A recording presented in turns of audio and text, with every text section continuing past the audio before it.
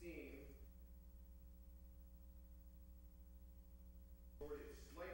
We mean, what do we mean? We have to save, like what money? Well, if the bond rating is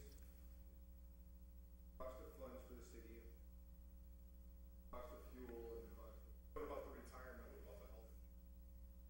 I understand it, but at the same time, we've seen oil go from $4 down to $1.70 when I think gas is down. Budget's going up, Gary, though. I would agree with you, if we had all these things were fixed and there was a save. It was actually the time you're right, that during, actually took money from free cash, put it on the lower end tax rate.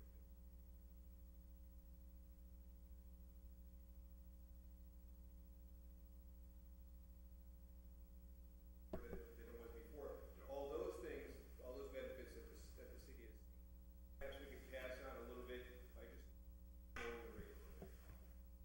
Gary, you must have some very good marketing consultants. Microphones are working. Well, that's because it's 6:30. I'm just going to make, Yeah, I got you, right after her. I'm going to make one brief comment so that we can get to public safety committee.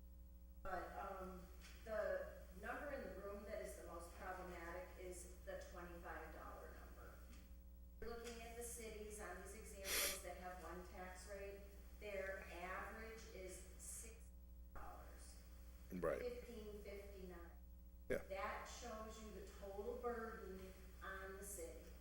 Right. So the problem in the room is $25, and I'm really happy a couple of you got up and said something about containing costs and controlling costs. Because we have to look at right-sizing the city budget. Not eliminating essential services, but bringing the city budget into line with the residents and businesses that are here sustaining and supporting the budget. Because we're at the tax cap for a reason. And that $25 is the problem. Thank you. Well, yeah, to your point, like you have Westfield on here even, and Westfield has a police budget that's half ours, right? Half. Chicopee, got 16,000 more residents. Their police budget's 3 million less than ours. All these things are costs, right? Massive costs. It is very expensive. And the other thing we need to consider that we didn't talk about, maybe at another thing as we continue this, is total possible to value, right? Holyoke has about, what, 2.1 billion approximately in what could be taxable. And Tony, something like this. I want to say Chicopee's about 3.8. Westfield has about 3.1 billion. All that excess capacity, and they don't even go anywhere near their ceilings. And they have budgets that are, as Linda accurately points out, well below the 25, the max amount that you could even tax. Mr. Radner had a point he wanted to make.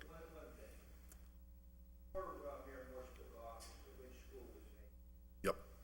Well before, and all I've been hearing is, we're working on it, we're working on it.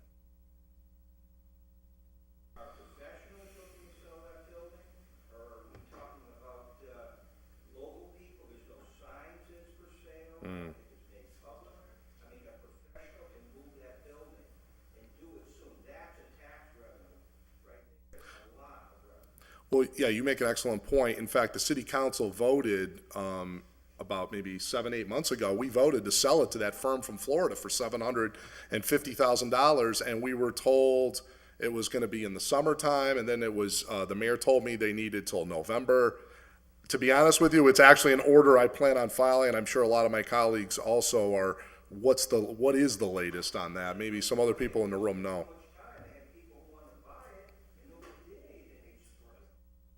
Yeah. Yeah. We will look into that for you, though, absolutely. It's a good- There it's a is, good the question. purchase and sale is in place. What's not in place is the demolition costs and the cleanup costs. And that's the due diligence period is not up yet for the developer who wants to develop it, but the cost of cleanup and the demolition of the building seems to be a tie-up. Is it still their desire to buy it and everything? I think so. Now, whether or not they got the customers they need, I'm not sure. Okay. We're not privy to that. Maybe we can get an update soon, because that's a good question. Bob? Yeah, I know you want to close the meeting, and thank you again.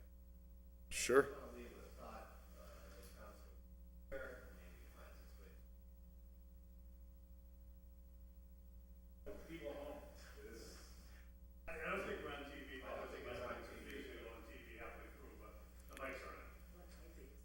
Public service, safety is supposed to be televised, so we might be on TV, yeah.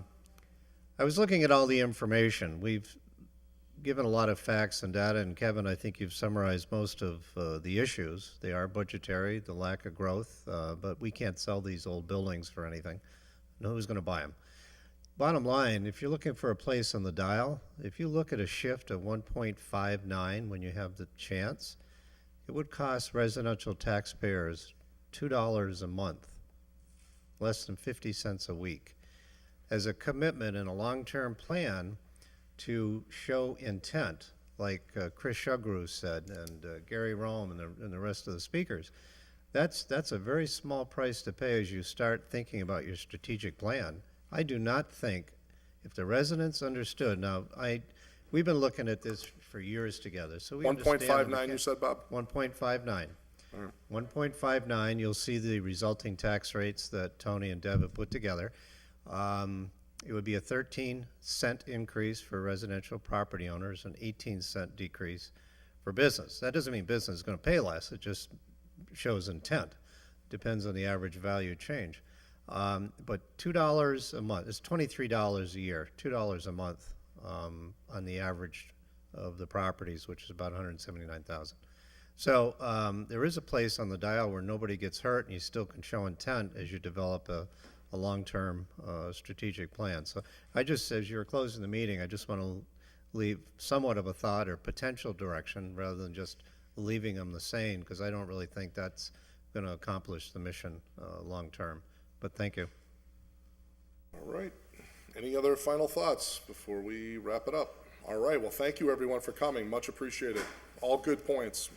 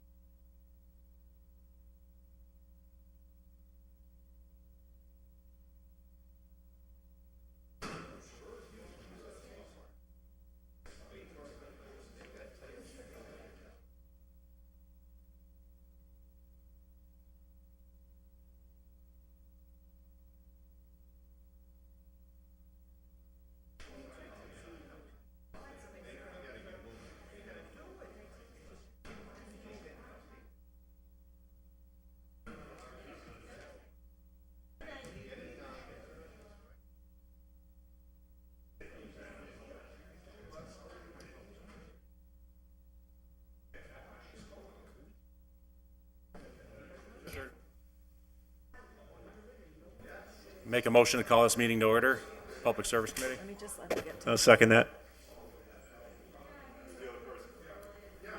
I'm just giving Howie a minute to get to the table. And then I'll call the meeting to order. Hello.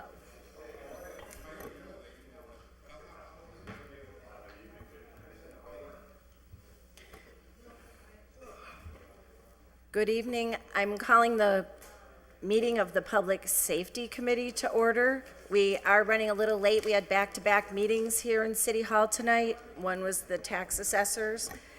And so without any delay, we will move on to the agenda.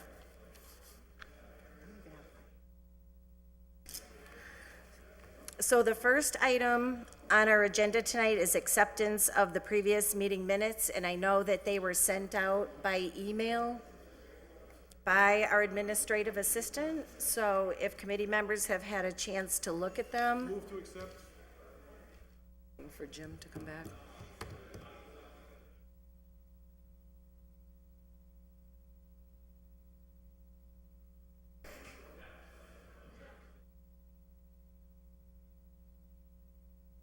Oh, thank you. So Jim, we have a motion on the table to Yeah, I heard. accept the Second. minutes. All in favor? Aye. Aye, thank you. So, moving on to item 2, Counselor Valentin is unable to attend tonight, so she asked that we table. Make a motion to table. Order? Second. All in favor? Aye. Item 2 remains on the table. And item 3, I'll accept a motion to take it off the table. So moved. Second. All in favor? So item 3 was filed by me, ordered that the traffic light at Doyle Drive and Route 202 be changed to a blinking red and yellow at the end of each class day on days when there are no, and on days when there are classes not held at HCC. Residents are finding there are long backups during rush hour traffic when classes are no longer in session. Now, so I see that Bill Fuqua is here, and so I'm hoping, Bill, that you might have some feedback. I did see our engineer come to the door earlier, and I did see him at about 6:30, but the other meeting was going on. It's Bill, he looks like Whitey Bulger. How you doing, Bill? He's out in the hallway. He was, I did see him come to the Yeah, door. I saw him in the, Mr. Lip, yeah. there he is. Hey, we knew you were here. Sorry to keep you waiting. Come on in. Anywhere, either one.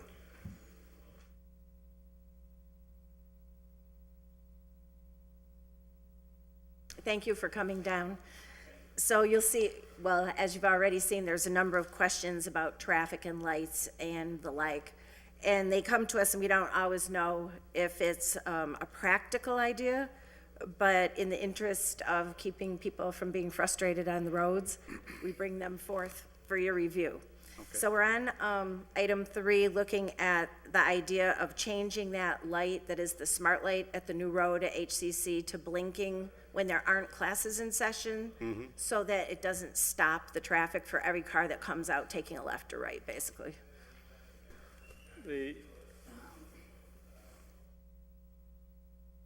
Excuse me. That's not a recommended type of option, because when people see blinking red, blinking yellow, they just see green.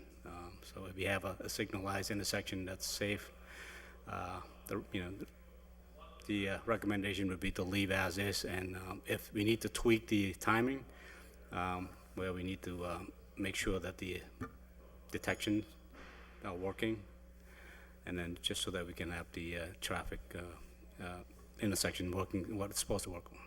Okay. Oh, thanks for your feedback on that. I guess the frustration is, at least the perception is that it's a smart light.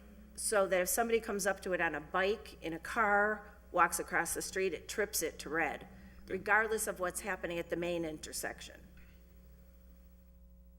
So it appears to have nothing to do Sure. with the other intersection. I apologize. I have not looked at this intersection in terms of the turning movements and the traffic count. So I right. guess I like to look at it a little more. Get some more. Do a All little more right, well study on then, that. why don't we give you a chance to do that? So I'll accept a motion to table. I think Bill wants to say something. Oh, yes. Those two intersections are connected, they are synchronized in some degree. Light is synchronized with the So are they synchronized so that it always stays with the other light? Because it seems like, if you're there coming up in your car, right, and you see a car come out and take a right or a left, the light turns red. Right, it does, I see that quite often. It seems to be independent of the other intersection. And that's something we'll need to check on to see if that synchronization, that coordination, Okay, but there's a cable that connects the two intersections so they can talk to each other. okay. We'll have to check to make sure that's happening. Because sometimes we get impressions that are totally incorrect. It's just because of coincidence. But it looks like if a car comes up to that light at the left, it causes the light to turn red for the people going up 202. And if that is the case, we wouldn't really want that, because we don't want the people to cut through Sunset. Right? Yeah, but it's set up so that it's green on the main road of 202 as often as it can be until somebody comes to side street to let them out. Now, People are using the side streets now and the light's switching more often. Right, so, I like to look at the detection, how it's set up, because sometimes if you drive, if a person drive off course a little bit, it would trip, because it's, But you do understand the concern? Yeah, I'll make a Yes, motion, but before I do that, Councilor is it one car or is it multiple cars that have to come up before it trips to a red? Just one? It's just one, but there's enough queue length for that. And Okay. All right, well, I'll make a motion to table this, and hopefully we can get it done before the school starts up again. All in favor? Thank you. Aye. Thank you. Motion to take up item 4? Yeah, I make a motion to take up item 4. All in favor? Aye. Item 4 was filed by Counselor Lisi, ordered that the city look into a no loitering sign on Main Street near the car wash. Main Street near the car, okay. Oh, Sure, come on up to the Sure. mic. we have to, just wait 1 second. Can I have a motion to suspend rules to allow the public to Absolutely, speak? so move. All in favor? Name and Aye. address. Essentially, they're just. And can you just give us your name and Yep, address, my please? name's Paul Bissett, and I live at 966 Main Street. Okay. And, they're just hanging out at the car wash. And it's, there's an old well company that's just pretty much an empty lot, and then there's our house, and the car wash is on the opposite side of it. And they just hang out there, and the cops show up, they're drinking, they're partying. It's a party spot. And the cops say they can't do anything because it's a car wash, even though they're not using the machinery or washing their cars, they're parked off to the side. And even, I've been sending videos to some of the councilmen. I don't know if you saw the drag racing this weekend. I mean, they just use it as a spot. There was a home invasion a couple houses down. That's where they started and that's where the cops ended up arresting them. There's just many problems there with just loitering, I guess. Ask him a question. Yeah, and not that this is your job to know, but do you have a sense of the hours that this is going on, that's primarily Well, problematic? it just seems to be getting earlier and earlier. Just roughly. Usually after 9 o'clock. I'll come, but there'll be people there at 3 in the morning, which brings me and my wife to a problem. I've been calling around. I'm not sure why the car wash was ever permitted to stay open 24 hours a day. Back in the 90s, I'd go down there in the morning and the bay doors would be closed with closed signs across them. It was renovated at some point and the doors came off. Whether or not they were ever granted 24-hour permission or not, I don't know. I know that Brian and Mike Marcotte, and there's another owner that recently purchased it and changed it to Paper City. I know that Dan, I know he reached out to maybe, and he talked to Brian or Mike down there, and to see the right wordage of a sign to be put up on their property, and he said they seem to be, yeah, we'll do it. Yeah. So I'm not sure where they want to put this sign or where. Sort of a no loitering Yeah, sign, but police take essentially we notice type had, of thing? Was it Saturday night? My wife was out there at 3, they wake us up 3 o'clock in the morning, drag racing, revving their cars up, 30, 40 cars, and the cops really can't do anything about it, Okay. from what I got. Counselor Leahy? Yeah, thank you, and I understand your struggle. Years ago, there was a bank on Northampton Street that was in a similar situation as you, but different. It was skateboarders, and the police when the police would get there, they would see that their hands were tied because, how do they know they're not going in to use the ATM or this or that? And so I had filed an order to put up a no loiter, so now they're there, they're identified by the, personnel that they're loitering, and now they can, for the most part, just shoo them away type of thing. But if it constantly happens, then you have some sort of law to, I would stand not be up. exaggerating to say that if I were to get my records from my phone company in the past 12 years, we've called the police department at least 1,000 times. Wow. So this is a constant thing. Well, you're doing the right thing now. We're going to file the order. We'll get this approved. And now you can say, you've been to the city council. You can call us, there's 15 of us. Call I guess us. the only other question I have is, do any of you know how I would get the information of when they were allowed to be 24 hours, open 24 hours? Wouldn't that have been, Danny knows hang it. on for a second, Counselor Greeny's in the queue? There must be an ordinance somewhere that allows this car wash to be open for 24 hours. So what we need to do is research that, and maybe we can change that ordinance to shut it down at certain hours of the day if they won't cooperate, because it's on the onus of the owner to cooperate. Yeah, I That's don't wanna- that's basically what the problem is. Yeah, I heard the meeting prior to this. I know that, they're trying to get revenue and everything, but Yeah, like Counselor Bartley just said, it could be a special permit too. So Yeah. we'll have to research that and look at that and see what we can do. Okay. Counselor Bresnahan? How you doing? How's it going? Nice to see you. Yep. So, as you know, we've been kind of going back and forth on this, and I can tell you that Brian Marcotte owns that, as you know. Yep.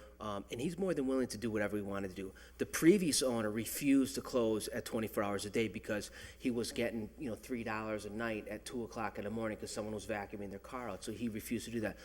Brian Marcotte does not have that attitude at all. He wants to put up the signs, and I sent everything that you send me, I send right to the chief of the police. He's more than willing to put up the signs that says no loitering, no hanging out. Obviously we want to be business friendly. So I mean, maybe we could meet with Brian Marcotte and see you guys live there and say, Brian, this is our problem. And very approachable guy, really down to earth guy. And I've talked to him a couple times. Again, everything that you send me, I'm actually forwarding to him. So it's just basically kind of like formulating a real good game plan here because we got the language from the law department and the police chief that just says, what it needs to say on the signs. Brian's more than willing to put them up. I have not broached the topic about whether or not he would, can you close from midnight to 6, something along those lines. But the conversations we have, he's like, Dan, whatever you need us to do, we want to be friendly. This is our neighborhood. We obviously, and Gary Rome was the same way. I mean, they don't want these guys smashing their cars, stealing their cars, or anything. And that conversation was, we had that type of conversation with them. So Gary's on board, who's right next door. Brian Marcotte's on board, that's across the street. Police chief and the law department have presented what the signs need to say. Brian's more than willing to get those signs. Not that that's going to deter anything, but at least if they drive by at midnight, the cops, they can swing in there. And if they're not washing their cars, they can scoot them out of there. The conversation about the 24-hour things we need to do, it's been a 24-hour car wash for a while.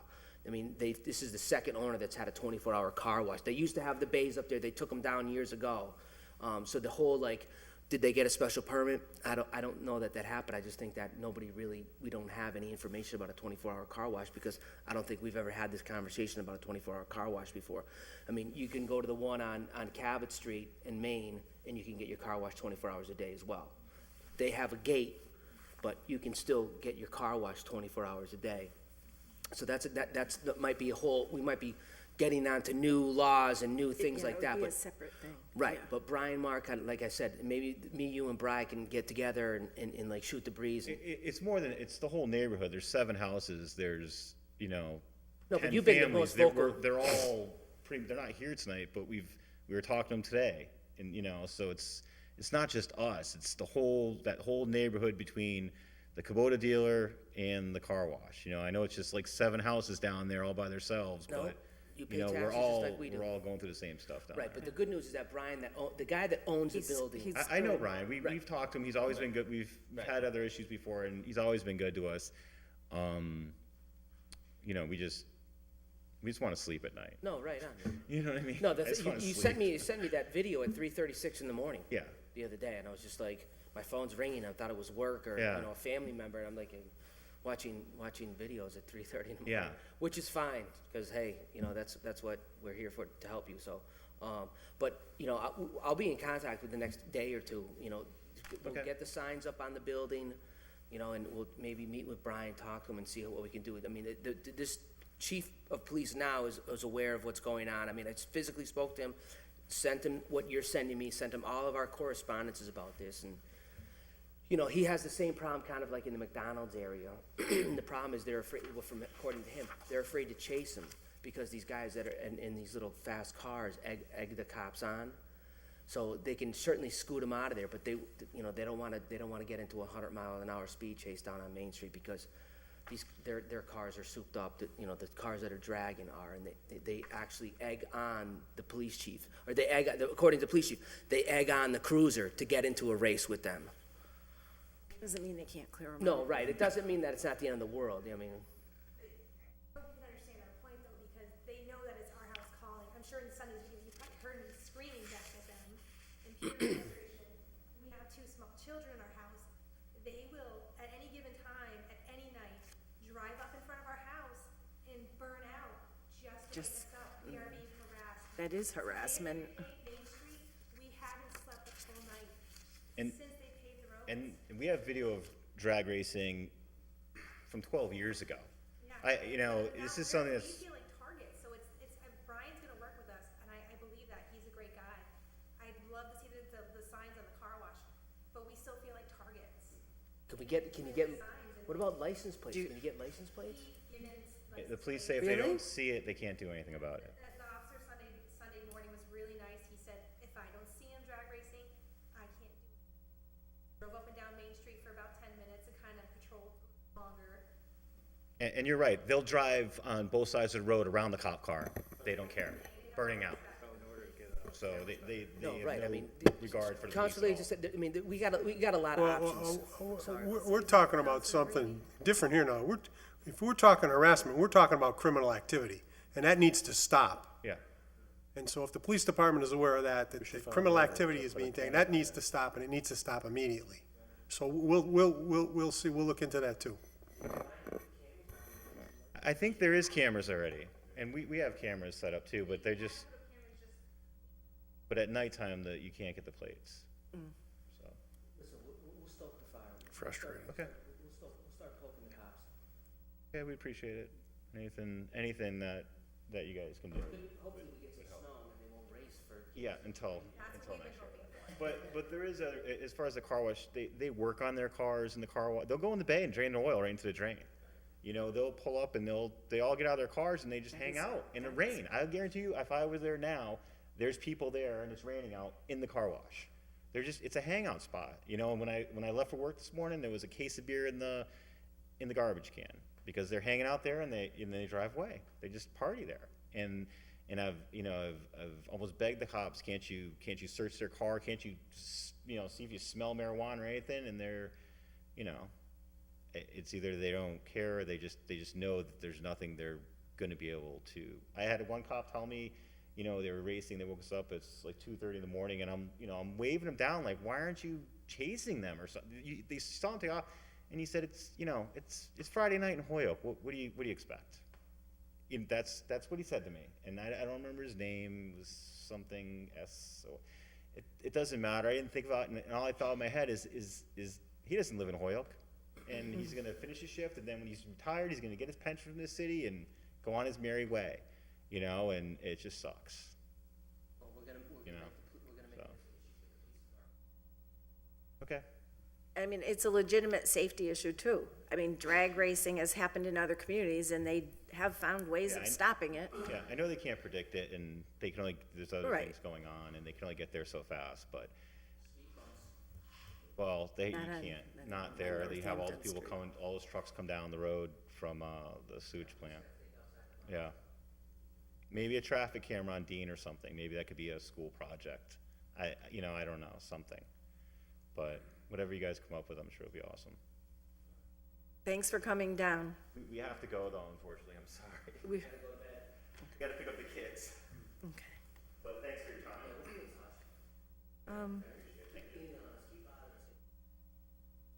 Okay, thanks. So I think because we're waiting to look into some other aspects of this and we want to make sure the signage does get done, that I'd entertain a motion to table. So moved. Second? All in favor? Thank you. Motion to take up item 5? Second. All in favor? Item 5 was filed by me, ordered that County Road be evaluated for elimination of the passing zones as they encourage an increased rate of speed by drivers. I don't know if you folks have had a chance to look into it. I know it's a complicated issue because of Westfield, Southampton, Holyoke borders, but in case you have. Again, the road was resurfaced through the TIP project, I think in the late 90s. I think it's probably time to go for another TIP project on that road, and just talking to Southampton and Westfield. And during the process, that's probably a good time to look at the stopping sight distance and the alignment, the curvature of the road to see where we can change the line striping. Yeah, I mean, the road is basically straight. That's part of the problem. The speed limit's already 35. Nobody drives less than 40 on it. and you could be going 40 on it and get passed by somebody. I mean, it's crazy. And there's all new, well, I think since the day that the road was done in line, there's different streets off of it now even, you know, from the old days. Counselor Greenie? Could I just address it to Bill? On this Southampton Road, who put the passing lane, or the county road, who put the passing lanes out there? Was it Holyoke, was it Westfield, was it Southampton? Who did it? And whoever did it could take it away, I would assume. The original, the current striping plan was prepared, designed by a traffic engineer. It was a project that the city, together with Southampton. We hired a consultant, a traffic engineer. They designed the improvements to the road that were done, and the speeding, the speed limits, the road conditions were all taken into consideration for establishing the passing zones and no passing zones, and those were what were created as part of the improvements to the road. Well, I would imagine if this is a problem for Holyoke residents, it's a problem for Southampton and Westfield residents too. So maybe we can revisit that, hopefully, and work with the two communities to eliminate the passing zones if they're causing a problem. Well, that's what we're gonna have to do, because it gets complicated, because it's not strictly a Holyoke road or a Southampton road. It's the county road, the town lines go right down the center of county road. So over the years, many years ago, before my time, there was an agreement that was established for the maintenance of that road. So we maintain from Southampton to Keys, curb to curb, full width, even the Southampton side of the half of the road. We maintain that road. That doesn't have a passing zone, that's solid yellow lines. The section from Keys south to Dupuy is the Southampton section. They maintain that section of the road curb to curb, and then Westfield maintains the section from Dupuy down to Westfield Road. And we would have to work with Southampton to evaluate those no passing zones, since they do impact both Holyoke residents and Southampton residents. We'd want to work with Southampton to see what they would want and come up with recommendations that they would also have to agree to, I believe, as well. I would just say that I'm sure they're having issues out there, because they're out there more than Holyoke is. They're out down near the Southampton end of county a lot. So I think it might not be real controversial. It might not be. It's just a procedural process that we'll have to get involved with and formulate some recommendations for them to consider. But ultimately, whether there's a solid yellow line there or there's a dash yellow line there, if they're driving 50 or 60 miles an hour or speeding out there, they're going to speed whatever paint is on the road, they're going to speed. Well, right, but the issue now is somebody's going 40 or 45 miles an hour, and somebody is passing that person. Usually, even on 202, which is a nightmare, and people occasionally will pass people on the solid line. Most people don't pass on a solid line. But if they have Against the law. well, right, but if they see a passing lane, they're not necessarily going to be worried about speeding, because we have people exceeding the speed limits all over the city on every street in the city. So to me, it's just, if you're going behind somebody 45 and you can't pass them, well, at least then you won't be going 55. So that's, and if you're coming out your side street and you got two cars coming at you, it's a little unnerving when the passing zone is like at the end of a side street. So just, what would be the procedure for starting this process? Well, I mean, if it's our road, generally, typically, when we pave, that's when we assess the line striping, when you have a brand-new pavement. But is it gonna be ours or is it gonna be theirs? It's gonna have to be a combination. So would we be initiating the conversation, or how does that work? During the TIP process, there's public hearing, there's, input from the community, from the residents, so that's when So you make the, am I hearing that we can't paint lines until we're resurfacing a road? No, we paint lines usually in the fall, when we Right. resurface, or when we do our annual, restriping. What we would do is look at the zones, make a recommendation, as to whether or not these passing zones should be eliminated, and then submit a proposal to Southampton for their consideration, the select board or whoever. So it's okay if we, even though we have all this shared stuff going on, it would be all right if you see that. I mean, if you disagree, I mean, that's fine. But if you do agree, it would be all right for you to just evaluate the whole road for the potential of just eliminating those and just then make a recommendation to the other towns? If it makes sense from an engineering Right. traffic engineering standpoint, that we're Right. not creating more of a problem than we're solving, and creating a new problem by eliminating these zones. If it's an engineering judgment that Right, can be right. eliminated safely, then we'd Right. make those recommendations, and hopefully there wouldn't be an issue with Southampton, they'd agree, and we'd put the solid lines Right. down. Right, and I mean, I only mean it in that context, so, all right. So should we just wait until you get back to us on what your view of those passing zones are? you know, I like to reach out to Southampton and just look at the potential putting the project through the tip again, because it's been over 15 years. I mean, the pavement life, you know, it's a But what do you think about that road in general? Just going down it, seeing the passing zones? straight, yeah, it's a straight road, and it's, right. I have not done any traffic count for speed and volume. so Okay. I'd like to do that also, just to see what we have, and, you know, understanding that the road is not the same, you got more people, you got more development on either, you know, different town, so. Okay, thank you. Counselor McGivern? But when you share a road with another town, who writes the ordinance for the purpose of enforcing traffic regulations? That's a good one. That's the only road we share that I'm aware of with another town, so I don't know, who established the speed limit zones or any of the ordinances that are governing that road. My guess, off the top of my head, would be we would govern the ordinances over our piece of the road, and Southampton would do So theirs. we can shut off the passing zones that are going east? Road It's runs north and between- south. Just between Dupuy and, If there were no passing zones on our section of county. Well, our between- section is the entire road when it comes to enforcement. I would imagine we enforce one side of the road and Southampton or Westfield enforce the other side.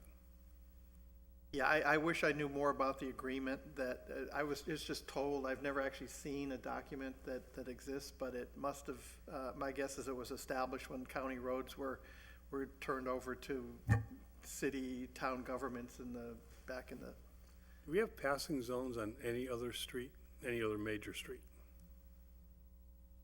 Can't think of any. I can't, maybe Route 5, but in the state portion of Route 5. I think I've done away with most of those over time. those are 2 lanes, yeah. One of the most dangerous roads in Holyoke is Route 5 and going north in Smiths Ferry. I don't think there's any passing zones left up there. Oh, no, Yeah. that's where they are. If there are any in town, it's the state portion I of mean, Route it's a 5. 50-mile-an-hour zone, and Yeah, so this might be the only one left, So should we just table this till you have a chance to look into it? Is there a reasonable time frame that we should table it to? I'll add it to Yem's list of work, and But I mean, I'm not, you know, I don't want to put it on the agenda every month if you need 3 or 4 months.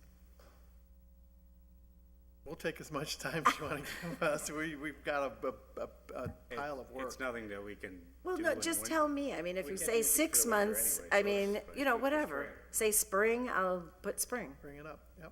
okay? It's table to the spring.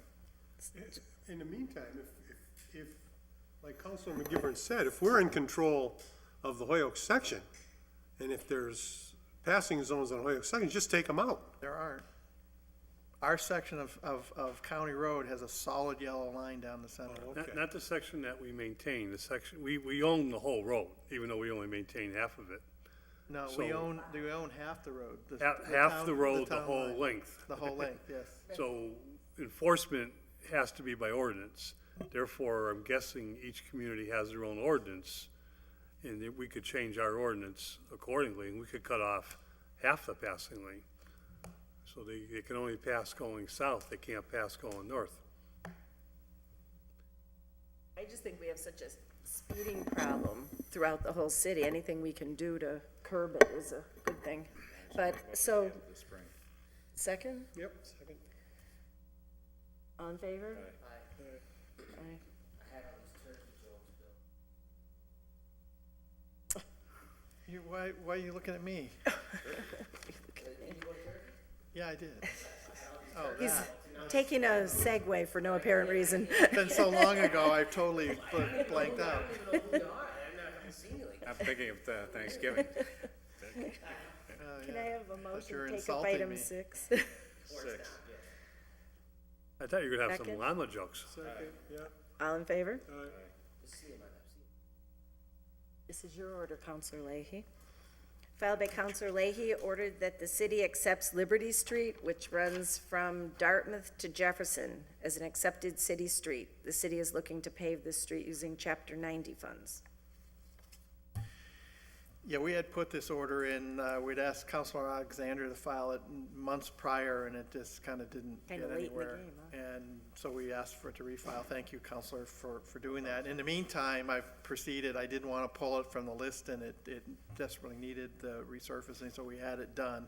Now, to get it paid for, I need to have it accepted, so I can get reimbursed for the cost. Okay, I'll accept the Two, motion. well, No, well, Oh, there's more to it than that? two things have to happen.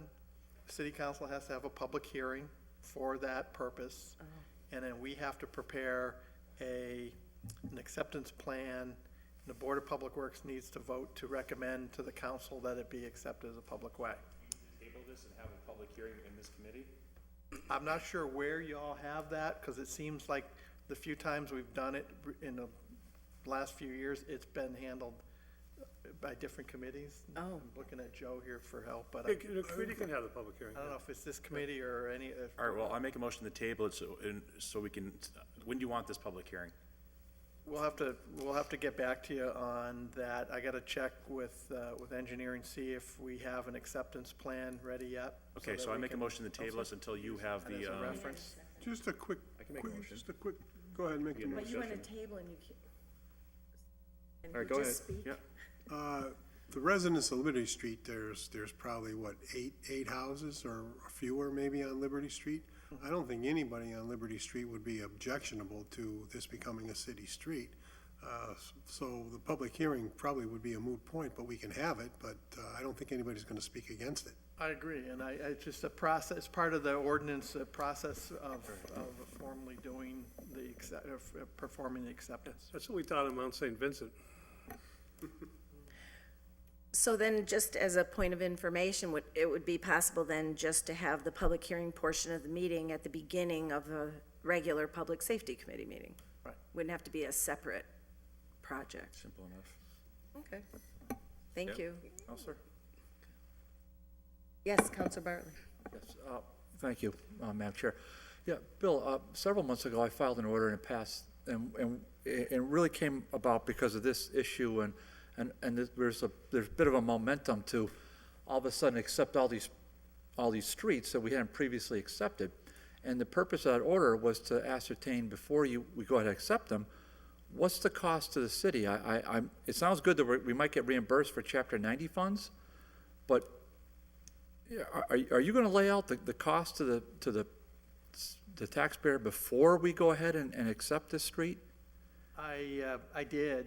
I submitted it. I forget whether it's this committee or maybe. I did do the work. I submitted it to I believe, Councilor Jourdain, and Councilor Alexander, I think, was looking for that information at a prior committee meeting somewhere along the line. I do have that information. Essentially, the cost for us to accept a street is, if we need to do a survey plan, it's some money for a surveyor to come out and do the actual survey work, a couple $1,000s, and then the actual resurfacing work itself. So I had that worked out over the lifespan, the life cycle cost of the resurfacing, for instance, 20 years, what it would cost to accept a street and repave it, and then the reimbursement that we would get over time for having that amount of street accepted, because it actually goes to our total miles of accepted street, and so we get a little bit of money every year for that street available for maintenance over time. So I did do a projection, and it's to the city's benefit, and it varies from street to street depending on the amount of money you need to do maintenance. Here, it's pretty simple. It's it's a resurface and an overlay, and the costs are minor compared to some of the others, possibly other streets that would need more work and more expense. But in this case, it looks like it's a net benefit for the city to accept it dollar-wise. So Liberty Street's what, a couple hundred yards?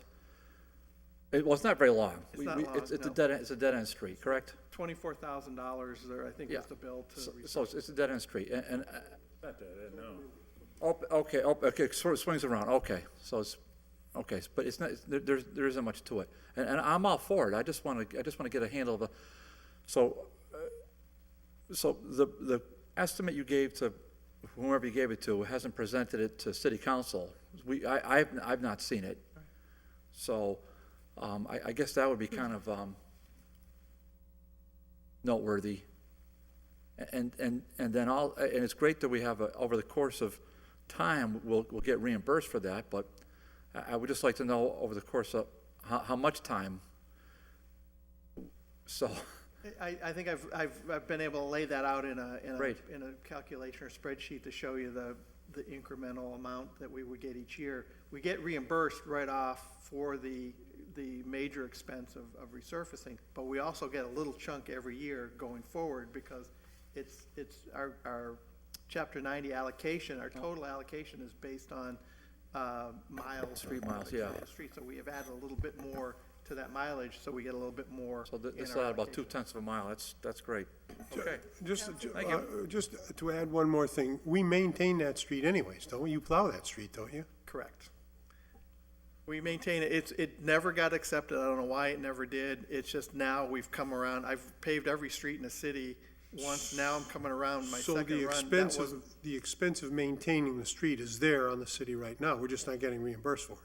we're not getting reimbursed for the significant expense of resurfacing it. We normally wouldn't get reimbursed for potholes and sweeping and whatever minor maintenance we do, but for the major work that we have to do, and we did, we'd like to get reimbursed through our state funds.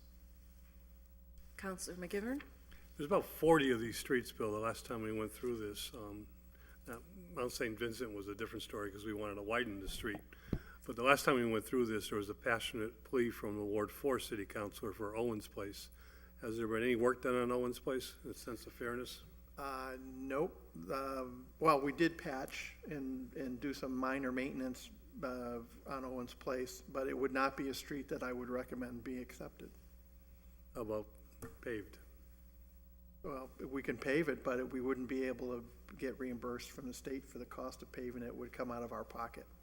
You've already paid Liberty Street. Because it's a suitable candidate for acceptance, and it should have been accepted prior to us paving it if procedurally it was taken care of. Street's a street, a homeowner's paying the same amount of tax, the same tax rate. Well, those No, streets because you buy aren't a the private same. road, Those you are, buy a those private are, road. that one's an alley and one's a street. Right. On the motion, if we can. The difference between a street and an alleyway, I understand, but, Owens Place is probably as unique as anything within the city, but there are people living there that ask for help. On this order, what is the pleasure of the committee? I thought we made a motion. No, we don't have a I was motion on this. kind of waiting for an answer, because it's a sense of fairness. Well, in fairness, the order is specifically to The Liberty fairness Street. is that Owens Place is in the same boat as Liberty Street and as the 38 other streets that, how many of them are paved? Well, as I remember from the discussion that we had before, we did have someone come in from the city that described to us liability issues relative to if the street was wide enough to be accepted, and liability issues about property rights and going on to private property. And we had a lengthy thing based on an order filed by the Ward 4 counselor. So I just think they're similar, but they're very different situations. This is a street that Mr. Fuqua has stated that we've already been maintaining, and it seems like it was more of an oversight that it didn't get accepted than a decision from what I'm hearing. So, but all we have before us in committee to deal with tonight is Liberty Street. So on that, we have to set up the public hearing, and so the only thing we can do with it is table it. So, I second Jimmy's motion. I made a motion. Okay. a while ago. I seconded it. okay, so do you want to table it to a spring? Do you want to just table it and have it in the jacket? Yeah, well, he said, so I said, when should we table it to? And he responded, we should table it to until we set up the two of them get together, if I'm, Yeah, I don't Right, have, but you I don't have want a us to- recommendation, it may be a month. Okay, so, make a motion to no, it doesn't matter. If we can get So- out and do if we need to do any survey, if we can get out and get that done before too much snow is, So I'll just table it to the next meeting if you think you can have the paperwork ready, I will see you next week, though. I'll let you know. to the next meeting. well, I don't think we should, I think we should table it till they come back to us, so they want it off the table. Yeah, I can You'll I can let correspond with the US. Ryan? When that's, yeah, Ryan, Okay. when it's ready for, I'd just like to set it up so things don't get lost in the shuffle. Okay, so, we'll table it till DPW reaches out to Ryan to put it back on the agenda. All in favor? Aye. Aye. A motion to take up item 7? So moved. Second, all in favor? Item 7 was filed by me, ordered that the intersection of Apremont Highway and Route 202 be evaluated for a traffic light, and if needed, that a cost for installation be determined. I've kind of let people know as they've been coming to me about this issue, more so in the last year than ever before. I think because of the continued issues on 202, that it's a very expensive thing, but I said, I'm not an engineer, so I will refer it over to the folks who determine these things. So it's really based on resident concerns. The cost to put a signal at that intersection, it's range between $190,000 to $225,000. That includes the traffic signals, striping, signage, management, police details, and all that. So I that's thought the it was- range of cost for the for signals. So, is there a conflict with that being a state road too, somehow? It's a route number, but it's a city-owned road. so separate from the cost, is a light indicated there based on other things? And yeah, we've done some preliminary traffic counts and turning movement, and that 8 warrant that you look at, and it does meet 2 out of the 8 based on the peak. I'm not totally sure what that means. It means that it does warrant the need for signals, but that Okay, so then it's a matter of the money. matter the money, and I would still prefer to have an outside traffic consultant, to do a full-blown traffic improvement plans and recommendation for that. So is that something that we can seek out funding through any? It would be another TIP project, Oh, okay. a long process. I know that's usually a 3 to 5 year project, right? Getting in that loop? Could be, yeah, 3 to 5 years. So is it something that you would put into that queue at this point? I'm gonna refer that to Bill, I mean, where we at with funding. Well, I know Yem's just started to look at the warrant analysis to determine the 8 points, that whether they're satisfied or not, and he did say there's a couple that do meet the requirements for signal, whether, I'm not sure, and we haven't discussed this completely as to whether or not, how many of those 8 you have to meet, or all of them, or most of them, or however. Okay. You know, whether a signal is fully warranted there, under the regulations or not. Once, and if it's determined that the intersection warrants one, then we would then have to look at,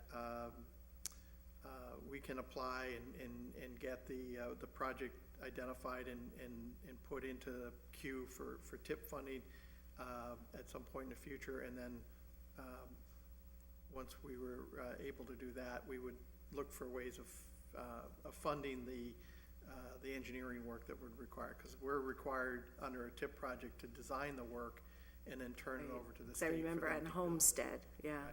So we would have to identify some funding, local funding, whether it be city dollars or Chapter 90 funds that would be earmarked for the designing of, the analysis and the designing of the signal system for that intersection, so.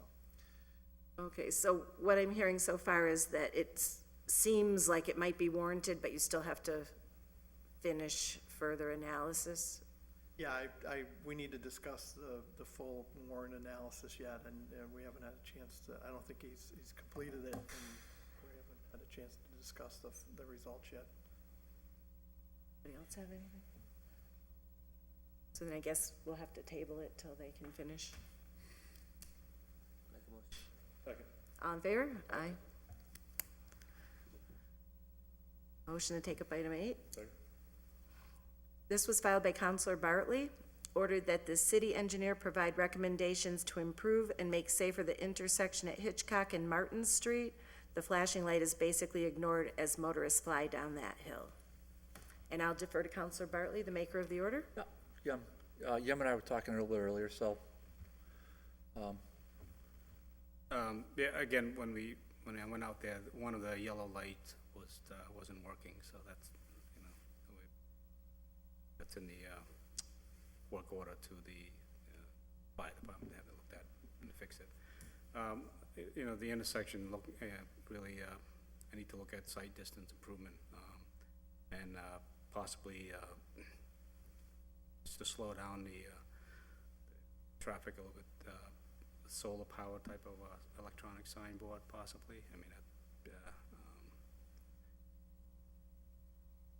something that could work, and maybe, I'm not sure what the funding source for that would be, but I've seen other towns used, through the police department, are able to get something like that in place, effective. yes, yeah, but what would that would be, it would monitor speed, and you would mount it somewhere on the, where? You would mount it on the side of the road, and it's solar powered, so it's not, you don't need to you don't have to dig a road to get power, and it's really a speed check. You drive by it, you see your speed, and you slow Right, down. okay. And so I kind of like hearing that the sight distance has to be improved. So that's, that intersection, not to be a historian like my friend Councilor McGivern, but that intersection's had, at one point in the 1960s, had national attention because of motorists coming down Hitchcock, speeding, wiped out 4 kids, killed them all, and that made NBC Nightly News in the 1960s. So the intersection is I think for the most part, it's obeyed, but I'd love to see you look into the traffic history, the accident report history. There is, the public safety officials that live right there, if you will, and they're the ones coming to me saying that this is really not getting much better. So I just urge you to sort of, put whatever input you can into it and come back with some good recommendations. I really like I just happen to live up there, but put that to the side. I filed the order on behalf of a constituent, so that's why this is coming before city council. And I received the accident report from the police department, and one of the accident was the moped that got hit by a car, obviously trying to cross the Hitchcock through Martin. So, It may not be appropriate, but what about a flashing sign like you see in a school zone? Like a 20-mile-per-hour flashing sign that might slow the traffic down somewhat. If they see that type of thing, it might work in that situation. Yeah, I don't want, you can let him answer, but there's flashing red, Howie, going all four ways, right? So there's flashing reds at the stop signs on Martin Street, and there's flashing red light above the intersection for motorists traveling up and down Hitchcock Street. And I don't really see a whole lot of adherence to the flashing red, so for our motorists. And then, just traveling down Hitchcock from Westfield Road, it's, Yeah, I know, I traveled it, yeah. okay.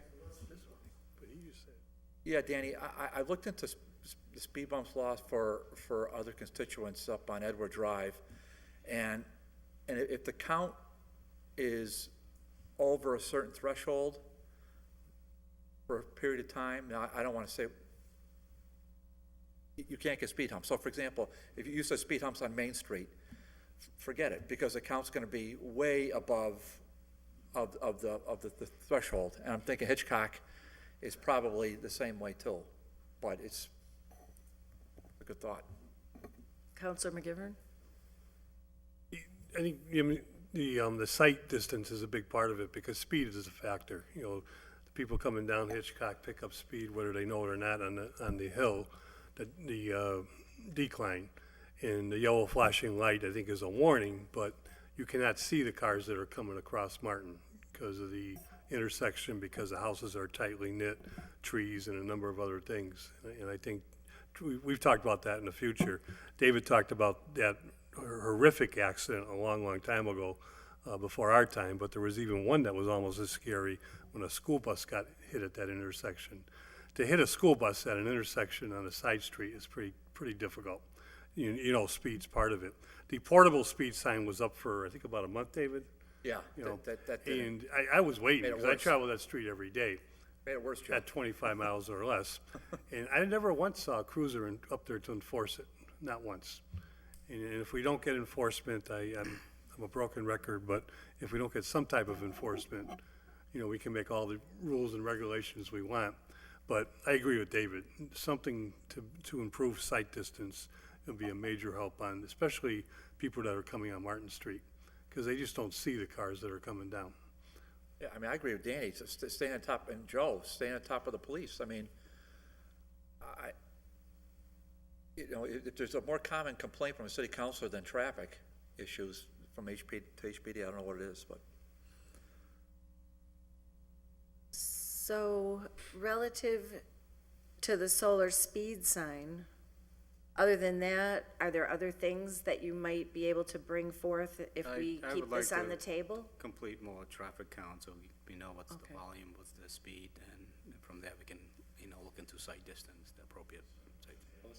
I guess that's the table that. motion of the evening. Just as it's a more additional history, I remember working with Counselor Norris at that intersection a number of years ago, and we brought in a consultant with a toolbox of traffic calming techniques at the time, had a public neighborhood meeting, went over a variety of different options and items that could be employed there. We actually tried to do some temporary Flower neck plant. downs where we narrowed the street Yeah. to see if it would help and what the neighbors would think, and as a result, what you have there is the results of all that. We really didn't get much in a way of any consensus on traffic calming there.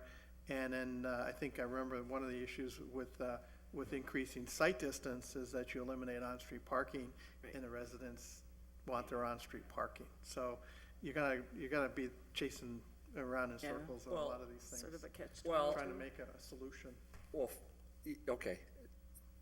So that was under Mrs. Norris, so we can, and she did a great job, but it's only gotten worse. We never really talked about closing off Hitchcock Street and making it, closing it off at Westfield Road. Does that make sense? I mean, that's why I just left the order very open for the city engineer to sort of think, come back to us with some ideas. But if the city engineer says site distances have to be improved, well, then I'll file the order, and it'll be a public order, and if the neighbor's up, then I'll notify him myself. I've done it before on Hillside Ave, Bill, when we had the controversy about the double lines. I went to all of them myself. So I'll do it again on Hitchcock, and I'll let them know. And we'll just have to enforce those no parking signs, if that is in fact the recommendation from the city engineer. Dave, did you say like closing off Hitchcock though, right, from Westfield to? I just said that, yes. I mean, that's kind of an interesting idea. I mean, you either take Hitchcock or you take, the other one there that gets you to BS. Westfield, you stay on Westfield Road. Yeah, right, I mean, do we need Hitchcock Street? I defer to the city engineer, so. It's an interesting thought. I make a motion to table it. Second, anybody? Second. Might be good. All in favor? Aye. Make a motion, we table number 9. Make a motion to take off. Well, table. first we'll let him We'll end give up tabling his- it. I know that, his Jimmy, you're speech right. in, since he made a point of being here. That's a very fair statement. This order was filed by Counselor Bartley, ordered that the city engineer provide recommendations to improve and make safer the intersection at South Street, Maple Street, and Parento Drive. Motorists are making left turns on the red light and crossing over into oncoming traffic. Yeah, so they cross over across South Street. I just happened to come upon an accident there 2 Saturdays ago, beat HPD to the scene. So, 3 cars just spun out, people crying all over the place. Nobody got hurt, but on the cell phones, crying, pointing at each other, so. But again, I didn't dream up this order. What's that? I'll tell you what, it was after the election, Danny. It was after the election, so I thought about it. You're right, Howie. But again, this is another constituent who lives on South Street, brought this to me some time ago, and I neglected to file it till whenever I filed it, so. Again, the intersection was, the signal was put in 10 years ago, I believe. So It's Joe's favorite intersection, by the way. I'm sorry? One of Councilor McGivern's favorites. It's a good time to, look into the sequence and the timing of the signals. And just from seeing what's out there, it looks like maybe the, Do we have any WD-40? Feels like the haunted house. I carry a lot of things with me, so I don't bring any of that. Don't tell me or something. So you're saying you need more time for this? I have not looked into opening up the cabinets and looking at the, from a safety standpoint, I have not looked into the accident report much, but I make a motion to table it. Just quickly, that intersection is a nightmare, because they're coming down from the rink, and they're coming down from the plaza, they're coming down south, they're going up Maple, and then, it is, and a lot of people going into the car wash. I mean, it's like a mismatch in there. Counselor McGivern? It's a nightmare, but the signals are synchronized by the state because of 391. What is never been taken into accountability is if you're going on Maple Street and you want to take a left at Parento to cross over to go to the car wash or to the Whole Donut, after you take that left, they're allowing it to be a green on green left, okay? But after you take that left, you feel like you're in a whole new street and there's no light to stop you. Right. So people just keep going innocently. They just think, they don't think that it's a green, yield on green when traffic's coming at you. And there's gotta be a way to stop that. Let them take the left-hand turn, but there should be a way for them to stop. Stop on South Or Street, Joe. stop before, right at South Street until you get the, the That's- yield and the green is That's is the gone. rub right there, yes. bingo. That's the biggest problem. That is the problem. Huge problem. Or It's nice to maybe be able not to take have a a left designated there. phase for, each movement, but, when you think about, when you start talking about putting designated green left, I mean, you really throw off the, But it is a green left. It already is. It's a left-hand turn lane, so you have to have a green to go left. People take the left appropriately and don't stop when they get to South Street with oncoming traffic that has the green light. Right, you're looking at a Because they see protected left. themselves Yes. as having You the want a green light. protected left, and what Yem's Or, saying is. or if at you- least, if you- let people know what they're doing. They don't know that they're taking, tell them it's a Right. yield on green. And maybe they'll start thinking they gotta look up South Street. And that's a good point, there may be some signage improvements there, but the challenge with that intersection was that it's a huge space. Right. To try to make everything work in. Right. Without adding islands and obstructions, and I remember when we redesigned it, it was a challenge because there's so much pavement there to try to But- navigate across. But let's just boil it down. Hypothetically, if you had at Maple Street, for the motorists, a dedicated left-hand arrow, and when that clicked to green, before that, for the traffic coming down South Street, so in other words, traveling, I guess, north on South Street, that makes sense, that would turn into a red light. That's the rub of the green right here that we want to sort of get resolved.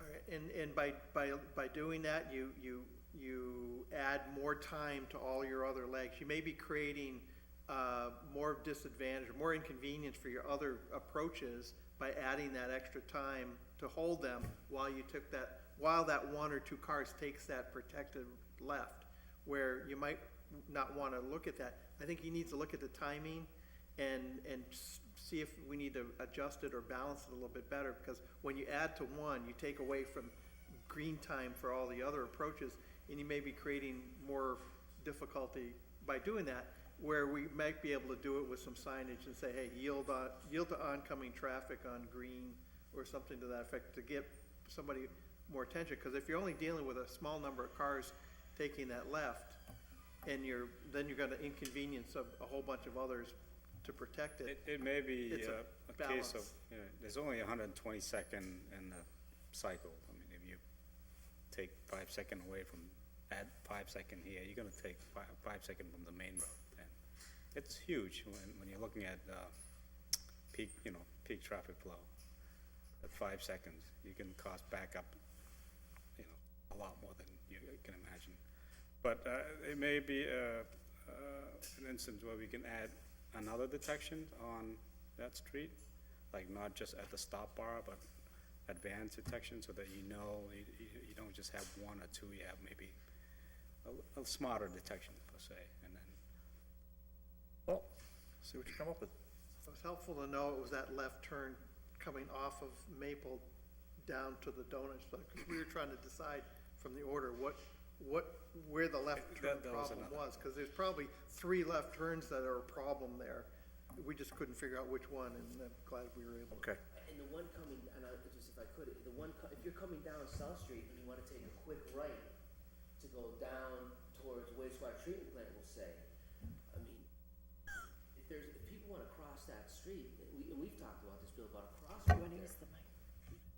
Talked about a crosswalk there, because you just and I do it, come down, bringing my leaves down, I come zipping right around that corner, and it's like, there is 3 or 4 houses that are right there that might wanna cross the street and get there. I mean, that is kind of a, Why are you bringing leaves down South Street, Danny, that makes no sense. what do you mean? Why would you travel all the way over from the Holy Land back to Ward 3, go down South Street to bring your leaves down that way? Makes no sense. Package stores. I make a motion that we table it. Do I have a second? Yes, we second it. All in favor? Aye. Okay. A motion to take up item 10? Second. All in favor? Aye. Thank you. This order was filed by Counselor McGivern. Ordered that the Conservation Commission, DPW, and city engineer come before the city council to discuss the potential new access road for University Apartments and the wetlands surrounding that potential new road. I'll defer to the maker of the order. Thank you. There are two issues that are actually connected to some degree and separated for another reason.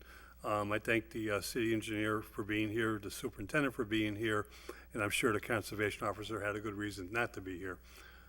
But the wetland issue is there was some illegal dumping right where a alleged paper road exists. And I'm not going to say who did it, because I was kind of hoping that we found out more about the illegal dumping and if it has been cleaned up. But the second part of the order is what I'd like to discuss this evening with the gentleman to my right, is Alma Road goes into, there's one after it curves with Bassett Road. Alma Road goes straight in, and for one house, we accepted it to allow one house to build in there. It's very narrow, but if you look on a map, it's, I hate to say it, Bill, is it a paper street or is it just one of these unaccepted roadways? What's Paper Street mean? A developer put in for a street but never developed it. It's in the blueprints. From what I'm told, it's a subdivision street it's a paper street that has not fully been accepted Okay. to the end. So when University Apartments went in, well, most of us know where the egresses for University Apartments are, East Hampton Road, down on Jarvis Street. And actually, I think there might be, this would be the second one that would eventually lead to Jarvis Street. But the damage that it would cause is on Alma Road and Bassett Road, because we all know the cut-through when you use Old Jarvis Road from East Hampton Road. As it is now, people like to use that, Scott Hollow, up to Jarvis itself. Could you imagine people coming up Old Jarvis now knowing that they can cut through, or people coming out of University Apartments knowing they could cut through? You know, you could drive into University Apartments and come out on the other side of Shalancha. Now, the reason I filed this is the owner of the house, two owners, one of them used to sit up there he lives on the corner of Bassett and Elma, Mr. Welch, and the other one who built the home at the end of Elma, the newer home, were approached by a manager of University Apartments who told them, you know, that where they were landscaping or where a fence was had to be moved because University Apartments was building a road there. So I'd like to hear if that is in design true, or what the process would be for University Apartments to build that road, and if it would take votes, and more important, how do we stop it?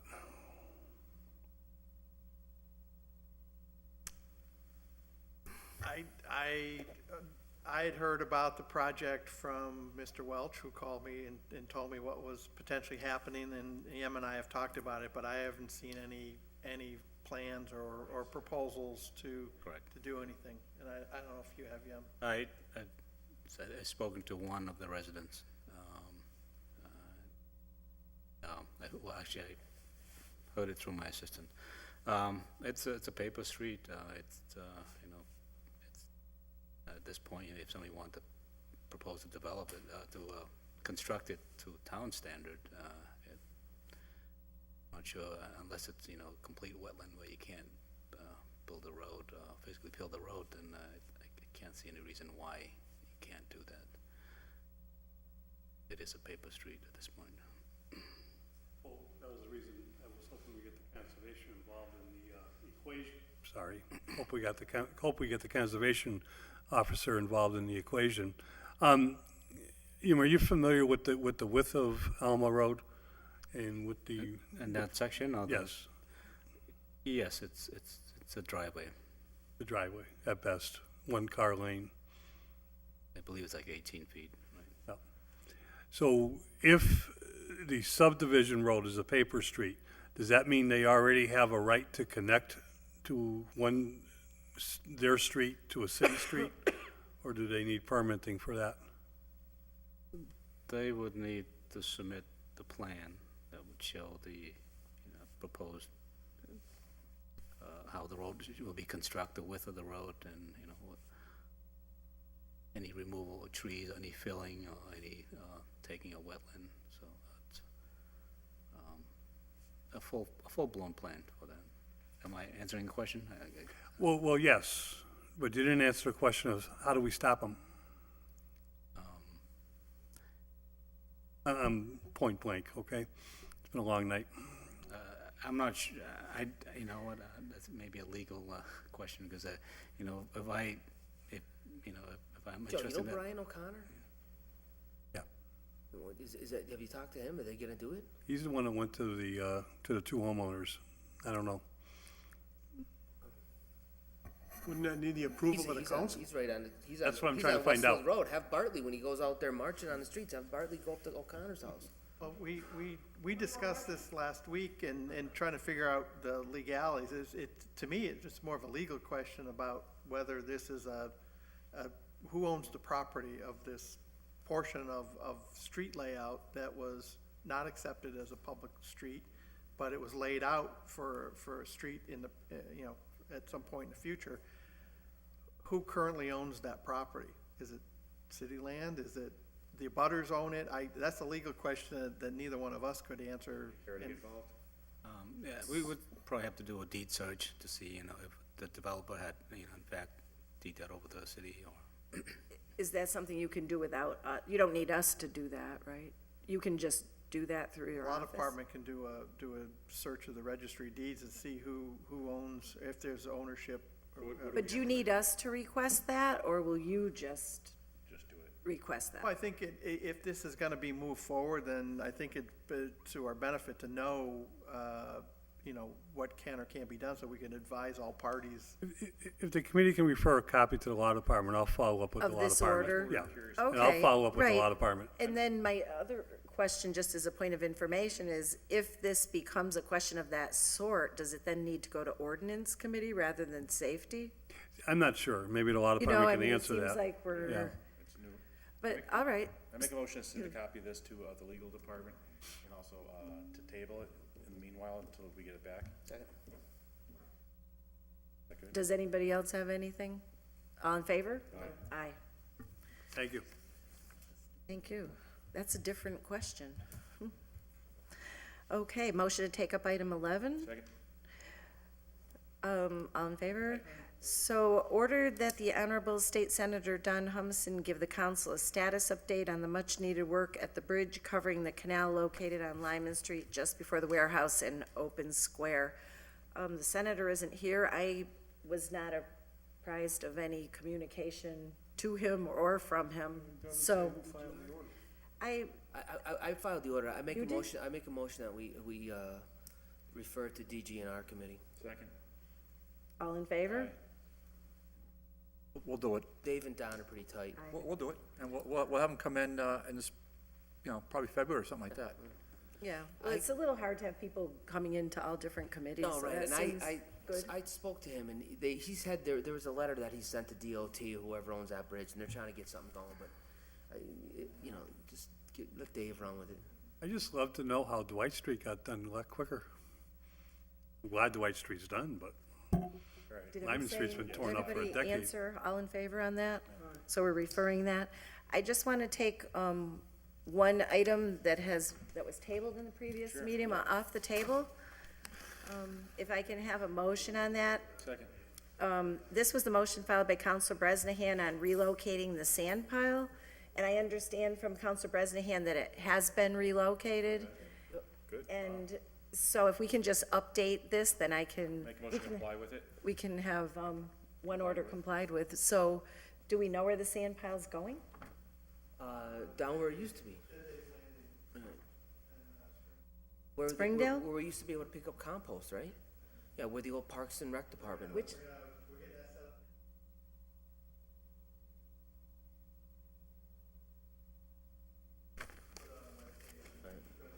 I got a raise driving the Zamboni, Bill. Thanks, buddy. I looked at half a dozen locations, and none of them really work. Try it down there for this year and see. Let's just hope the snakes and salamanders don't come down from the mountain. From what, the river snakes? so you made a motion complied Motion to with? comply with. All in favor? Aye. Thank you. Motion to adjourn? Tim, All in favor? how do you like the job, all right? Thank you. Your Thank you all. boss is kinda pushy, all right? Thanks, Bill. Thanks, Jem. See you guys all tomorrow night.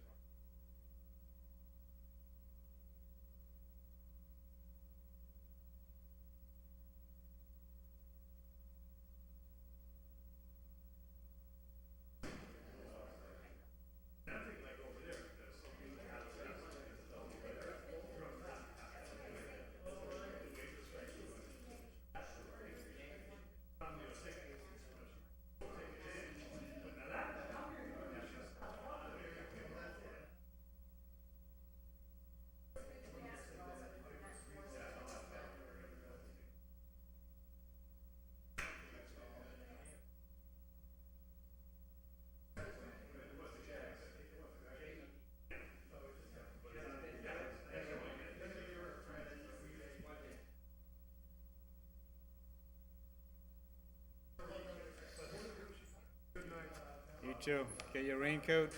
Yeah, it's not, beats the heck out of snow. Yeah, I think a cold front's coming, all right? It's coming.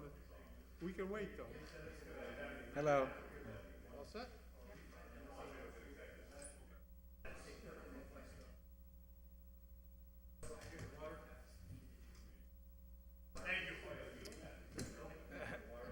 Sorry, I can't be any help. No, it's, you know, questions constituents ask and issues that are real, but gotta get the answers out so they, not just us. Yep, yep. Yeah, that's, I'm so new at it, I'm just like, kinda like, You're doing fine. okay. You're also very honest, which is what we like. Okay.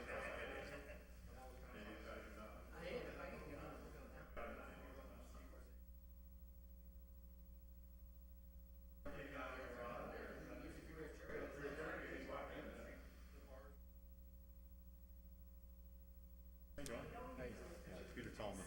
Yeah, I saw you up on my phone. I'm the mailman. No, I'm serious. Yeah, I saw you doing the work about the stream. Thanks for taking Yeah, care of yeah, thanks for it. I see everything's working well. It seems like it anyway. Now, is that, are we gonna uproot that That thing? tree, that thing has got to be pulled That out. What stump, is is that? You see the sign? That's huge. I don't care, I mean, I'll go out there. That's huge. I'll put some gasoline in, drill some holes, put some gas. It's hard taking the tree down. Trying to get it done before it gets,